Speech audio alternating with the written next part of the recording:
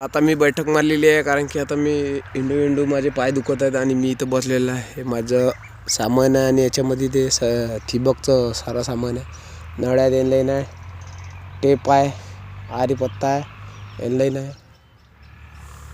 हे बघा इथं बसलेलं आहे आता, कारण की थंडी वाजते. उन्हामध्ये बसलेलं आहे 10-15 मिनटं. हे बघा कापूस.